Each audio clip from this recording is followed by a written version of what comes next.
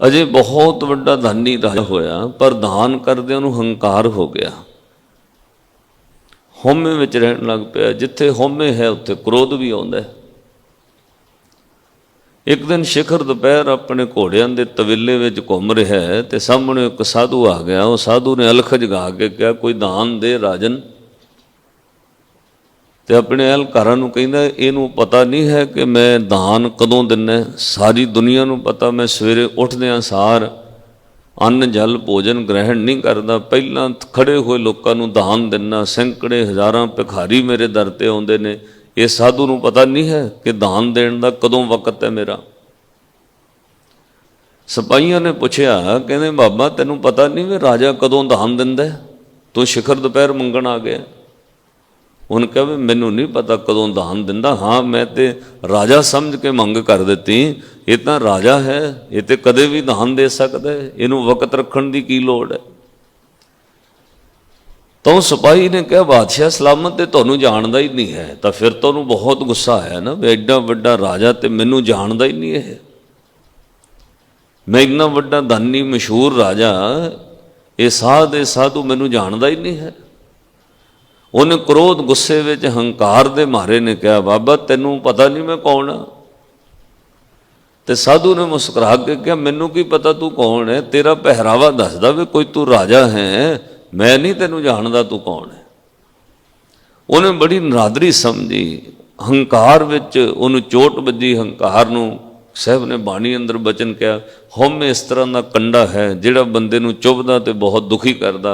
उहदा सत्कार सन्मान मान ना होवे, वो बहुत दुखी होण लग पैंदा।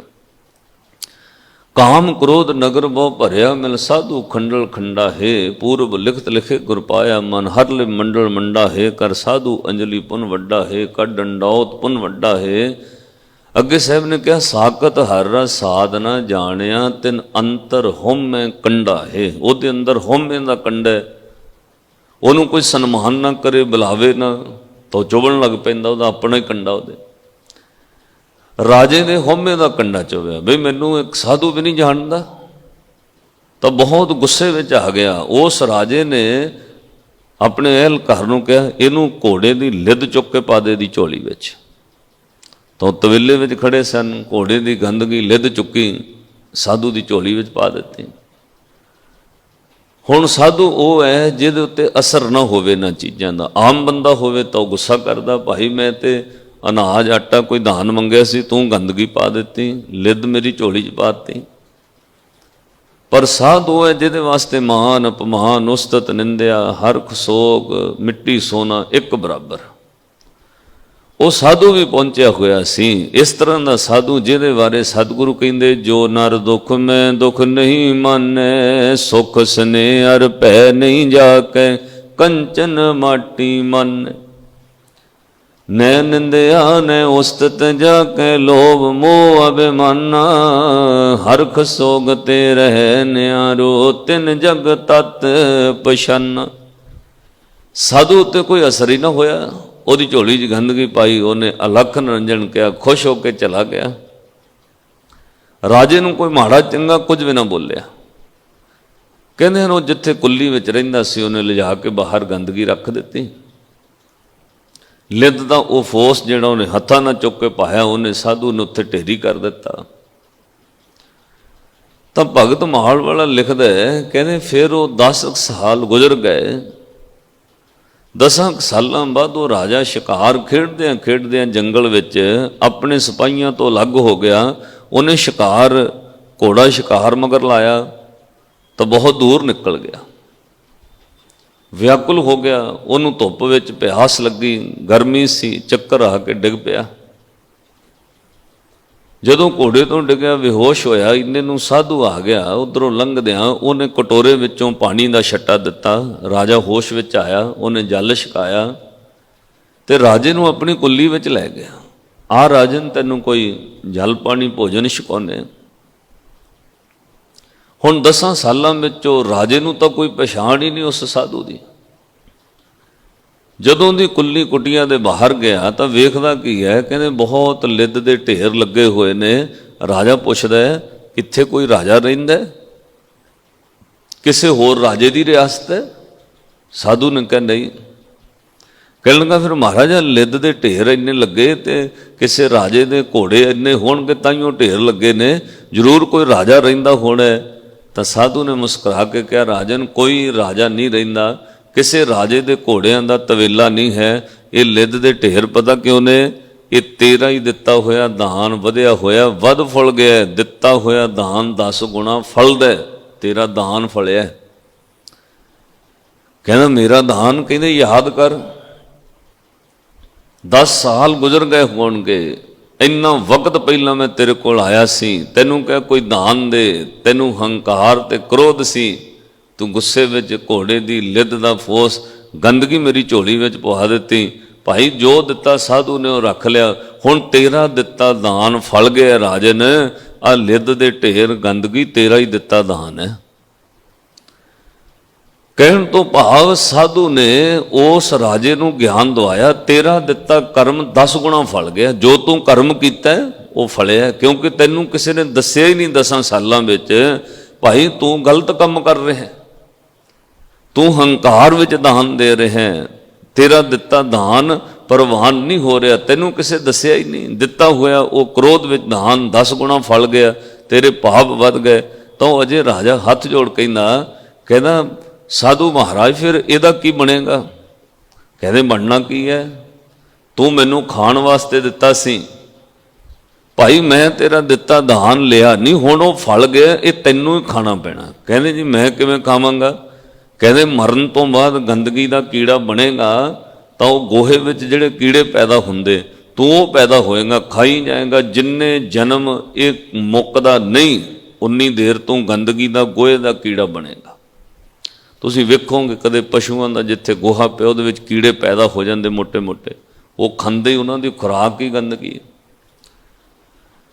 अजे राजा रोन लग पिया, अपने कीते कर्मां दी उहनूं भुल पछतावा होया। वो साधु नूं कहंदा जी मैं इस जून विच पैना नहीं चाहुंदा, मेरा कीता कर्म बख्शिया जावे, मेरा कोई भला करो।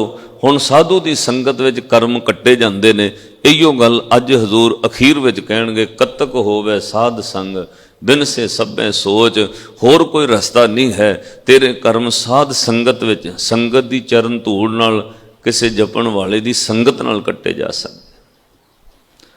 साधु नूं राजा कहंदा महाराज नवेड़ा हो जाए, मैं जून भुगतना नहीं चाहुंदा, मैं कर्म भुगतना नहीं चाहुंदा, मैनू मुक्ति दिओ, मैं जूना च पैना नहीं चाहुंदा।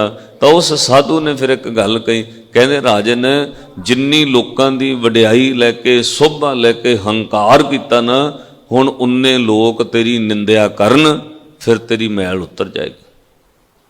एक चीज़ होर जिंदगी में याद रखियो, आपां किसी की निंदिया करते ओहदी मैल धोती जाती है। इसलिए महाराज ने सानू समझाया भाई निंदिया ना किसी की करी, जो कोई कर रहा वो आपे भोगेगा, तू उसकी निंदिया ना कर, क्योंकि निंदा भली किसे की नाही, किसे दी भली नहीं है, निंदा चंगी नहीं है।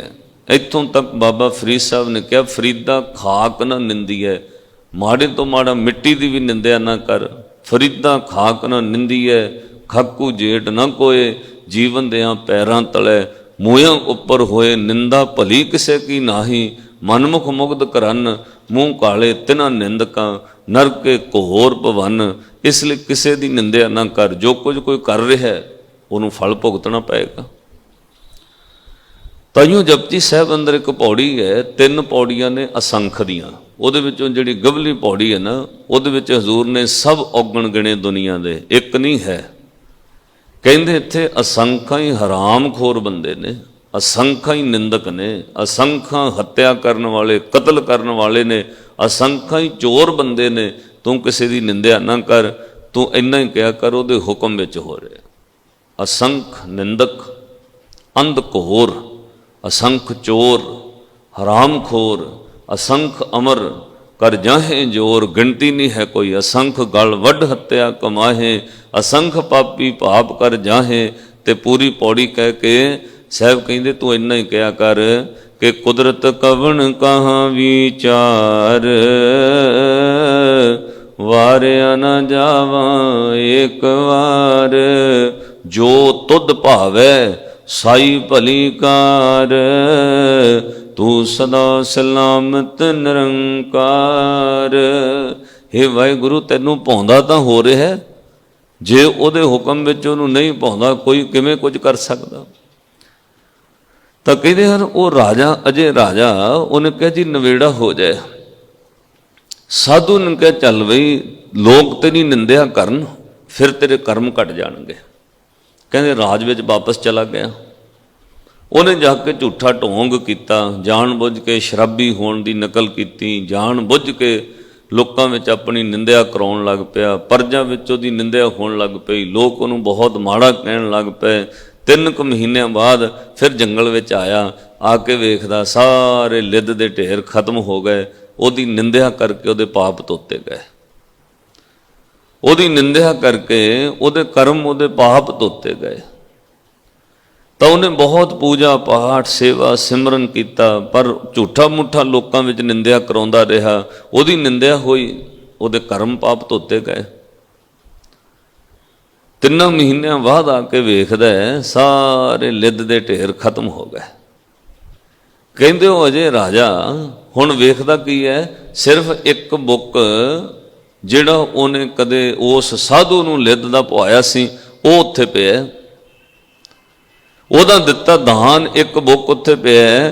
ਤਾਂ ਉਹ ਸਾਧੂ ਨੂੰ ਕਹਿੰਦਾ, ਮਹਾਰਾਜ ਸਾਧੂ ਜੀ, ਆ ਹੁਣ ਸਾਰੀ ਲਿੱਦ ਦੇ ਢੇਰ ਖਤਮ ਹੋ ਗਏ, ਮੈਨੂੰ ਗੰਦਗੀ ਦਾ ਕੀੜਾ ਨਹੀਂ ਬਣਨਾ ਪਏਗਾ, ਹੁਣ ਆ ਜਿਹੜਾ ਥੋੜਾ ਜਿਹਾ ਬਚ ਗਿਆ ਇਹਨੂੰ ਕੀ ਕਰਾਂ।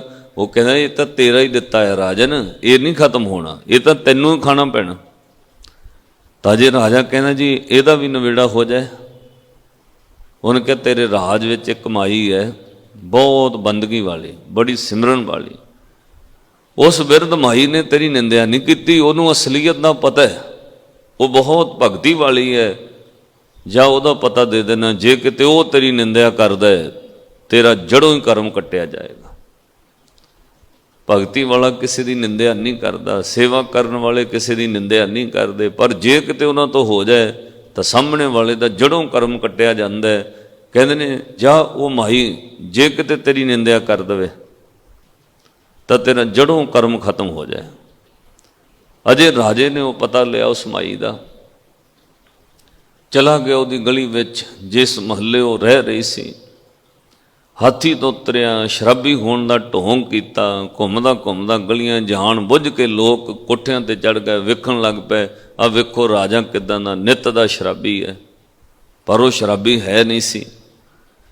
ਜਾ ਕੇ ਉਹਨੇ ਮਾਈ ਦਾ ਦਰਵਾਜ਼ਾ ਖੜਕਾਇਆ, ਜਾਣ ਬੁੱਝ ਕੇ ਸ਼ਰਾਬੀ ਹੋਣ ਦਾ ਢੋਂਗ ਕੀਤਾ, ਦਰਵਾਜ਼ੇ ਵਿੱਚ ਲੱਤ ਮਾਰੀ ਤਾਂ ਉਸ ਮਾਈ ਨੇ ਦਰਵਾਜ਼ਾ ਖੋਲ੍ਹਿਆ। ਹੁਣ ਉਹ ਮਾਈ ਦੇ ਸਾਹਮਣੇ ਜਾਣ ਬੁੱਝ ਕੇ ਸ਼ਰਾਬੀ ਅਵਸਥਾ ਬਣਨ ਦਾ ਢੋਂਗ ਕਰਕੇ ਖਲੋ ਗਿਆ। ਤਾਂ ਉਸ ਮਾਈ ਨੇ ਦਰਵਾਜ਼ਾ ਖੋਲ੍ਹਦਿਆਂ ਅਜੇ ਰਾਜੇ ਵੱਲ ਵੇਖ ਕੇ ਇੱਕ ਗੱਲ ਕਹੀ, ਕਹਿੰਦੀ ਰਾਜਨ ਤੇਰੇ ਹਿੱਸੇ ਦੀ ਲਿੱਦ ਮੈਂ ਨਹੀਂ ਉਹ ਖਾਣੀ, ਤੈਨੂੰ ਖਾਣੀ ਪੈਣੀ ਹੈ, ਜਾ ਮੈਂ ਤੇਰੀ ਨਿੰਦਿਆ ਨਹੀਂ ਕਰਨੀ। ਉਹਦੇ ਚਰਨੀ ਪੈ ਗਿਆ, ਤੂੰ ਇੰਨੀ ਅੰਤਰਜਾਮੀ ਭਗਤੀ ਵਾਲੀ, ਤੈਨੂੰ ਸਭ ਕੁਝ ਪਤਾ ਮੈਂ ਕੌਣ ਹੈ, ਮੇਰਾ ਕਰਮ ਕਿਵੇਂ ਕੱਟਿਆ ਜਾਏ। ਤਾਂ ਉਹ ਮਾਈ ਨੇ ਕਿਹਾ ਜੇ ਤੂੰ ਚਾਹੁੰਦਾ ਜੂਨਾਂ 'ਚ ਨਾ ਪੈਣਾ ਪਏ, ਜਾਂ ਇਸੇ ਜਨਮ ਵਿੱਚ ਦਿੱਤਾ ਕਰਮ ਉਹ ਆਪਣੀ ਲਿੱਦ ਖਾ, ਭਾਵ ਆਪਣੀ ਭੁੱਲ ਬਖਸ਼ਾ ਸਾਧੂ ਕੋਲ। ਸਾਹਿਬ ਨੇ ਕਿਹਾ ਉਹਨੇ ਉਸੇ ਜਨਮ ਵਿੱਚ ਉਹ ਗੰਦਗੀ ਖਾਧੀ ਪਾਈ ਕਿ ਮੇਰਾ ਕਰਮ ਨਾ ਮੈਨੂੰ ਦੁਬਾਰਾ ਨਾ ਭੋਗਣਾ ਪਏ। ਹਜ਼ੂਰ ਕਹਿੰਦੇ ਅਜੈ ਸੋ ਰੋਵੇ ਭੀਖਿਆ ਖਾਏ, ਐਸੀ ਦਰਗਾਹ ਮਿਲੇ ਸਜਾਏ। ਇਸ ਤਰ੍ਹਾਂ ਭਾਈ ਕੀਤੇ ਕਰਮਾਂ ਦਾ ਫਲ ਭੁਗਤਣਾ ਪੈਂਦਾ। ਸਾਹਿਬ ਨੇ ਕਿਹਾ ਇਹ ਯਾਦ ਰੱਖ, ਤੈਨੂੰ ਕੋਈ ਵੇਖ ਰਿਹਾ ਹੈ, ਤੇਰੇ ਕੀਤੇ ਕਰਮ ਕੋਈ ਲਿਖ ਰਿਹਾ ਹੈ, ਤੂੰ ਰੱਬ ਤੋਂ ਬੇਮੁਖ ਨਾ ਹੋ, ਇਹ ਭੁਲਾ ਨਾ ਕਿ ਮੈਨੂੰ ਕਿਹੜਾ ਕੋਈ ਵੇਖ ਰਿਹਾ ਹੈ। ਪਰਮੇਸ਼ਰ ਤੇ ਭੁੱਲਿਆ ਵਿਆਪਨ ਸਭੇ ਰੋਗ, ਬੇਮੁਖ ਹੋਏ RAM ਤੇ ਲੱਗਣ ਜਨਮ ਬਿਜੋਗ। ਜੇ ਤੂੰ ਬੇਮੁਖ ਹੋ ਗਿਆ ਨਾ ਕਿ ਕਿਹੜਾ ਕੋਈ ਵੇਖਦਾ, ਤਾਂ ਰੱਬ ਤੈਨੂੰ ਭੁੱਲ ਗਿਆ, ਇਹ ਜਨਮ ਵਿਜੋਗ ਬਣ ਜਾਣਾ, ਬਹੁਤ ਦੁੱਖ ਵਾਲਾ ਹੋਣਾ, ਫਿਰ ਤੈਨੂੰ ਕਈ ਜਨਮਾਂ ਤੱਕ ਰੋਗ ਭੋਗਣੇ ਪੈਣਗੇ। ਖਿਨ ਮੈਂ ਕੌੜੇ ਹੋਏ ਗਏ ਜਿਤੜੇ ਮਾਇਆ ਭੋਗ। ਮਹਾਰਾਜ ਕਹਿੰਦੇ ਜਦੋਂ ਸਰੀਰ ਨੂੰ ਰੋਗ ਲੱਗਦਾ ਜਿੰਨੇ ਮਿੱਠੇ ਮਿੱਠੇ ਭੋਗ ਆ ਸਭ ਕੌੜੇ ਹੋ ਜਾਂਦੇ ਨਾ, ਕੋਈ ਚੀਜ਼ ਚੰਗੀ ਥੋੜੀ ਲੱਗਦੀ। ਫਿਰ ਸਾਰੀਆਂ ਚੀਜ਼ਾਂ ਕੌੜੀਆਂ ਲੱਗਣ ਲੱਗ ਪੈਂਦੀਆਂ, ਸਾਰੇ ਸਭ ਕੁਝ ਕੌੜਾ ਲੱਗਣ ਲੱਗ ਪੈਂਦਾ। ਪੈਸੇ ਹੁੰਦਿਆਂ ਵੀ ਬੰਦਾ ਦੁਖੀ ਰਹਿਣ ਲੱਗ ਪੈਂਦਾ, ਸਭ ਕੁਝ ਹੁੰਦਿਆਂ ਤੁਹਾਨੂੰ ਖੁਸ਼ੀ ਵਿੱਚ ਵੀ ਦੁੱਖ ਨਜ਼ਰ ਆਉਣ ਲੱਗ ਪੈਂਦਾ। ਖਿੰਨ ਮੈਂ ਕੌੜੇ ਹੋਏ ਗਏ, ਜਿਤੜੇ ਮਾਇਆ ਭੋਗ। ਜਿੰਨੇ ਭੋਗ ਭੋਗੇ ਸਭ ਕੌੜੇ ਲੱਗਣ ਲੱਗ ਪੈਣੇ। ਵਿੱਚ ਨਾ ਕੋਈ ਕਰ ਸਕੇ, ਕਿਸਥੇ ਰੋਵੇਂ ਰੋਜ਼। ਭਾਈ ਜੇ ਤੂੰ ਨਾ ਮੁੜਿਆ, ਤੇਰੇ ਕੀਤੇ ਕਰਮ ਮਾੜੇ ਵੱਧਦੇ ਗਏ, ਕੋ ਕਰਮ ਕਰਦਾ ਗਿਆ। ਇੱਕ ਦਿਨ ਐਸਾ ਆ ਜਾਣਾ, ਉਦਣ ਫਿਰ ਤੇਰੀ ਅਰਦਾਸ ਵੀ ਸੁਣੀ ਨਹੀਂ ਜਾਣੀ। ਵਿੱਚ ਕੋਈ ਵਿਚੋਲਾ ਨਹੀਂ ਕੁਝ ਕਰ ਸਕੇਗਾ। ਕਿਉਂ? ਵਕਤ ਲੰਘ ਗਿਆ, ਹੁਣ ਵਿੱਚ ਕੋਈ ਵਿਚੋਲਾ ਨਹੀਂ ਕੰਮ ਆਏਗਾ। ਫਿਰ ਤੇਰੀਆਂ ਕੀਤੀਆਂ ਅਰਦਾਸਾਂ ਕੋਈ ਵਿੱਚ ਰੋਵੇ ਵੀ ਤੂੰ ਰੋਜ਼, ਤਾਂ ਵੀ ਰੱਬ ਨੇ ਸੁਣਨਾ ਨਹੀਂ ਹੈ। ਕਿਉਂ? ਕਹਿੰਦੇ ਤੂੰ ਬਹੁਤ ਲੰਬਾ ਸਮਾਂ ਪਾਪ ਕਰਦਾ ਰਿਹਾ, ਤੈਨੂੰ ਇਸ ਗੱਲ ਦੀ ਸੋਝੀ ਨਹੀਂ ਆਈ, ਇਸ ਲਈ ਹੁਣ ਵਿੱਚ ਕੋਈ ਵਿਚੋਲਾ ਨਹੀਂ ਕੰਮ ਕਰੇਗਾ। ਕਈ ਵਾਰ ਆਪਾਂ ਕਹਿੰਦੇ ਸਾਡੀ ਅਰਦਾਸ ਨਹੀਂ ਸੁਣੀ ਜਾਂਦੀ। ਸਾਧ ਸੰਗਤ ਕੋਈ ਕਰਮ ਹੀ ਇਸ ਤਰ੍ਹਾਂ ਦੇ ਹੋ ਗਏ ਜਿਹਦੇ ਬਾਰੇ ਹੁਣ ਰੱਬ ਸੁਣਨ ਨੂੰ ਤਿਆਰ ਹੀ ਨਹੀਂ ਹੈ। ਤੁਸੀਂ ਵੇਖੋਗੇ, ਤੁਹਾਡਾ ਤਜਰਬਾ ਰਹੇਗਾ ਸਮਾਜ ਵਿੱਚ, ਕੋਈ ਬੰਦਾ ਮਾੜਾ ਕੰਮ ਕਰੇ, ਉਹਨੂੰ ਕਿਤੇ ਥਾਣੇ ਜਾਣਾ ਪੈ ਜਾਏ, ਤਾਂ ਜਦੋਂ ਕਿਤੇ ਸਰਕਾਰੀ ਦਰਬਾਰੇ ਕੋਤਵਾਲੀ ਥਾਣੇ ਲੋਕ ਜਾਂਦੇ, ਕਿਸੇ ਅਪਰੋਚ ਵਾਲੇ ਬੰਦੇ ਨੂੰ ਲੈ ਕੇ ਜਾਂਦੇ, ਵੀ ਚਲੋ ਕਿਸੇ ਕੌਂਸਲਰ ਨੂੰ ਲੈ ਜਾਂਦੇ ਆ, ਕੋਈ ਮਹੱਲੇ ਦੇ ਪ੍ਰਧਾਨ ਨੂੰ ਨਾਲ ਲੈ ਜਾਂਦੇ ਆ, ਕਿਉਂ? ਉਹਦੀ ਚੱਲਦੀ ਆ। ਉਹ ਫਿਰ ਨਾਲ ਜਾਂਦੇ ਨੇ, ਜਾ ਕੇ ਗਰੰਟੀ ਜਾਮਣੀ ਦਿੰਦੇ, ਜੀ ਇਹ ਆਪਣਾ ਹੀ ਬੰਦਾ ਆ ਜੀ, ਇਹ ਬਹੁਤ ਚੰਗਾ ਜੀ, ਐਵੇਂ ਗਲਤ ਰਿਪੋਰਟ ਹੈ। 20 ਗੱਲਾਂ ਇੱਧਰ ਉੱਧਰ ਕਰਕੇ ਉਹ ਜਿਹੜਾ ਮਹੱਲੇ ਦਾ ਪ੍ਰਧਾਨ ਹੈ ਜਾਂ ਕੌਂਸਲਰ ਜਾਂ ਕੋਈ ਚੰਗਾ ਬੰਦਾ, ਉਹ ਤੁਹਾਡੀ ਕੋਤਵਾਲੀ ਥਾਣੇ ਵਿੱਚ ਜਾਮਣੀ ਦਿੰਦਾ, ਤੁਹਾਨੂੰ ਨਾਲ ਲੈ ਕੇ ਜਾਂਦਾ।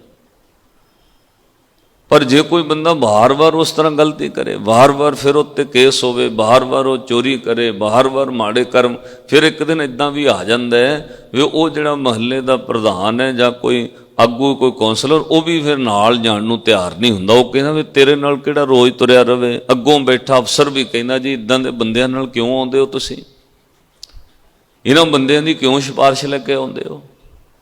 ਜਿਵੇਂ ਉਹ ਅਫਸਰ ਫਿਰ ਸੁਣਨ ਨੂੰ ਤਿਆਰ ਨਹੀਂ, ਇੱਦਾਂ ਮਹਾਰਾਜ ਨੇ ਕਿਹਾ ਤੂੰ ਲੰਬੇ ਸਮਾਂ ਪਾਪ ਕਰਦਾ ਰਿਹਾ, ਤੈਨੂੰ ਆਪਣੇ ਪਾਪਾਂ ਦਾ ਪਛਤਾਵਾ ਨਾ ਹੋਇਆ, ਇੱਕ ਦਿਨ ਰੱਬ ਨੇ ਸੁਣਨਾ ਨਹੀਂ ਹੈ। ਫਿਰ ਕੋਈ ਅਰਦਾਸ ਨਹੀਂ ਸੁਣੀ ਜਾਏਗੀ। ਵਿੱਚ ਨਾ ਕੋਈ ਕਰ ਸਕੇ, ਵਿੱਚ ਦਾ ਅਰਥ ਵਿਚੋਲਾ, ਕਹਿੰਦੇ ਫਿਰ ਕਿਸੇ ਵਿਚੋਲੇ ਦੀ ਨਹੀਂ ਸੁਣਨੀ ਰੱਬ ਨੇ। ਕਿਸ ਥੈ ਰੋਵੇ ਰੋਜ਼, ਕੀਤਾ ਕਿਛੂ ਨਾ ਹੋਵਈ, ਲਿਖਿਆ ਧੁਰ ਸੰਜੋਗ।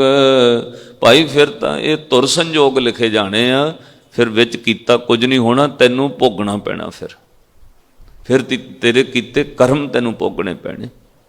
ਫਿਰ ਕਈ ਜਨਮਾਂ ਤੇ ਕਹਾਣੀ ਪੈ ਸਕਦੀ ਹੈ। ਮਹਾਰਾਜ ਫਿਰ ਕੀ ਕਰੀਏ, ਸਾਨੂੰ ਕਿਰਪਾ ਕਰਕੇ ਰਾਹ ਦੱਸੋ। ਦੇਖੋ ਸਾਧ ਸੰਗਤ, ਰੱਬ ਕਿੰਨਾ ਬੇਅੰਤ ਹੈ। ਇਹ ਠੀਕ ਹੈ, ਉਹ ਕੀਤੇ ਕਰਮਾਂ ਤੇ ਨਾਰਾਜ਼ ਵੀ ਹੁੰਦਾ ਹੈ, ਕੀਤੇ ਕਰਮਾਂ ਦੀ ਸਜ਼ਾ ਵੀ ਦਿੰਦਾ ਹੈ। ਗੁਰੂ ਗ੍ਰੰਥ ਸਾਹਿਬ ਮਹਾਰਾਜ ਦੀ ਬਾਣੀ ਨੇ ਮਾੜੇ ਕਰਮਾਂ ਤੋਂ ਡਰਾਇਆ ਵੀ ਹੈ, ਸਮਝਾਇਆ ਵੀ ਹੈ। ਇਹ ਵੀ ਕਿਹਾ ਭਾਈ ਜੇ ਲੰਬਾ ਸਮਾਂ ਪਾਪ ਕਰਮ ਹੋ ਗਏ, ਤੇਰੀ ਅਰਦਾਸ ਨਹੀਂ ਸੁਣੀ ਜਾਣੀ, ਤੈਨੂੰ ਭੋਗਣੇ ਪੈਣਗੇ, ਤੂੰ ਦੁਖੀ ਹੋਏਗਾ। ਫਿਰ ਕਿਸੇ ਨੂੰ ਦੋਸ਼ ਨਾ ਦੇਈ, ਇਹ ਜਨਮ ਵਿਜੋਗ ਬਣ ਜਾਏਗਾ। ਸਭ ਕੁਝ ਸਮਝਾ ਕੇ ਫਿਰ ਸਤਿਗੁਰੂ ਅਕਾਲ ਪੁਰਖ ਰੱਬ ਤਰਸ ਦੇ ਘਰ ਵਿੱਚ ਆਉਂਦੇ, ਸਾਨੂੰ ਘਰੋਂ ਨਹੀਂ ਕੱਢਦੇ, ਫਿਰ ਕਿਰਪਾ ਕਰਦੇ। ਹੁਣ ਮਹਾਰਾਜ ਨੇ ਕਿਰਪਾ ਕੀਤੀ, ਕਹਿੰਦੇ ਫਿਰ ਵੀ ਚੱਲ ਇੱਕ ਰਾਹ ਰਹਿ ਗਿਆ। ਵੱਡ ਭਾਗੀ ਮੇਰਾ ਪ੍ਰਭ ਮਿਲੇ, ਤਾਂ ਉਤਰੇ ਸਭ ਵਿਯੋਗ। ਵਿਯੋਗ ਵਿੱਚ ਉਦਾਸ ਨਾ ਹੋਈ, ਦੁਖੀ ਨਾ ਹੋਈ। ਚੱਲ ਤੇਰੇ ਵੱਡੇ ਭਾਗ ਹੋ ਜਾਣ, ਤੈਨੂੰ ਰੱਬ ਮਿਲ ਜਾਏ। ਤੂੰ ਹੁਣ ਨਾਮ ਜਪਣਾ ਸ਼ੁਰੂ ਕਰ, ਵਾਹਿਗੁਰੂ ਵਾਹਿਗੁਰੂ ਵਾਹਿਗੁਰੂ ਵਾਹਿਗੁਰੂ ਵਾਹਿਗੁਰੂ ਵਾਹਿਗੁਰੂ ਵਾਹਿਗੁਰੂ ਵਾਹਿਗੁਰੂ। ਇਹਦੇ ਨਾਲ ਕੀ ਹੋਏਗਾ? ਪ੍ਰਭ ਕੈ ਸਿਮਰਨ ਦੁਖ ਜਮ ਨਸੈ, ਦੁੱਖ ਨਾਸ਼ ਹੋਣਗੇ, ਤੇਰੇ ਕੀਤੇ ਕਰਮ ਕੱਟੇ ਜਾਣਗੇ। ਨਾਮ ਸਿਮਰਨ ਨਾਲ ਤੇਰੇ ਦੁੱਖ ਕੱਟੇ ਜਾਣਗੇ। ਇਹਨੂੰ ਫਿਰ ਮਹਾਰਾਜ ਕਹਿਣਗੇ ਦੁੱਖ ਭੰਜਨ ਤੇਰਾ ਨਾਮ ਜੀ, ਦੁੱਖ ਭੰਜਨ ਤੇਰਾ ਨਾਮ। ਆਠ ਪਹਿਰ ਆਰਾਧੀਐ ਪੂਰਨ ਸਤਿਗੁਰ ਗਿਆਨ। ਫਿਰ ਗੁਰੂ ਦਾ ਨਾਮ, ਗੁਰੂ ਦਾ ਸ਼ਬਦ ਤੇਰੇ ਦੁੱਖ ਨੂੰ ਘਟਾ ਸਕਦਾ ਹੈ। ਤਾਂ ਮਹਾਰਾਜ ਕਹਿੰਦੇ ਜਾ ਫਿਰ ਨਾਮ ਜਪ, ਕਿਉਂਕਿ ਦੁੱਖ ਆਏ ਤਾਂ ਨੇ ਤੈਨੂੰ ਨਾਮ ਭੁੱਲਿਆ।